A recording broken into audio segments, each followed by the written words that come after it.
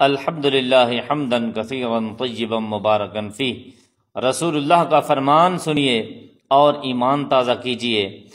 آقا علیہ الصلوۃ والسلام نے فرمایا کہ کل بروز قیامت ایک بندے کے سامنے اس کا نامہ اعمال رکھا جائے گا، اور جب وہ نامہ اعمال دیکھے گا تو اللہ تبارک و تعالیٰ کی بارگاہ میں عرض کرے گا، یا رب العالمین یہ جو نامہ اعمال میرے سامنے کیا ہے یہ میرا نامہ اعمال نہیں ہے۔ اللہ تبارک و تعالیٰ فرمائے گا، اے میرے بندے یہ تیرا ہی نامہ اعمال ہے۔ وہ بندہ عرض کرے گا، یا رب العالمین یہ نامہ اعمال میرا کیسے ہو سکتا ہے؟ اس میں تو ایک نیکی نہیں ہے، اس میں تو ایک نماز نہیں ہے، اس میں تو ایک حج نہیں ہے، اس میں تو ایک عمرہ نہیں ہے، اس میں تو ایک روزہ نہیں ہے۔ تو یا رب العالمین میں نے تو اپنی زندگی میں حج بھی کیے، عمرے بھی کیے، روزے بھی رکھے، نمازیں بھی پڑھی، صدقات و خیرات و زکوٰۃ اور عطیات بھی دیے، یا رب العالمین اس میں تو ایک نیکی نہیں ہے۔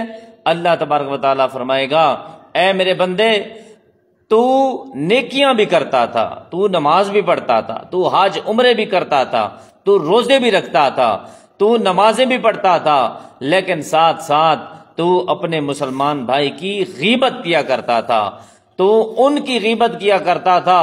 میں یعنی اللہ تبارک و تعالیٰ نے تیری ساری نیکیاں ان کے نامہ اعمال میں درج کر دی ہیں جن کی تو غیبت کرتا تھا۔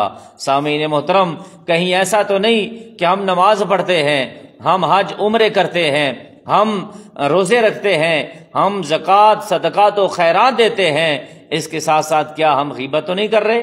اگر غیبت کر رہے ہیں تو مجھ سمیت آج عہد کرنا پڑے گا کہ آج کے بعد انشاءاللہ ہم کسی کی غیبت نہیں کریں گے، ہم کسی کی چغلی نہیں کریں گے، ہم کسی کے اوپر بہتان نہیں باندھیں گے، ہم کسی کی برائی بیان نہیں کریں گے۔